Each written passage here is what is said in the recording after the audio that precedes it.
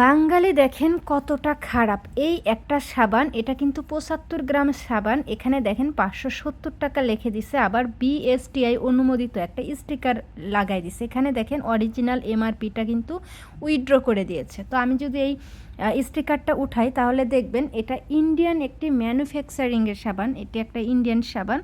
তো এই সাবানটারই market price কত আমি একটু পরে বলছি। বাংলাদেশে যেহেতু স্ক্যাবিস ছড়িয়ে পড়েছে, স্ক্যাবিসের জন্য মূলত এই সাবানটা ডক্টররা সাজেস্ট করে, এই জন্য মূলত বাঙালিরা এই সাবানটার 2 গুণ দাম বাড়িয়ে দিয়েছে। ওই যে একটা কোথায় যেন দেখেছিলাম না, যে বাঙালিরা যদি যে শুনে যে কালকে কিয়ামত হবে, তো ওরা ওই আপনার কাফনের কাপড়ের দাম বাড়িয়ে দেবে। কথাটা 100% ঠিক বলছে আসলে ওই লোক।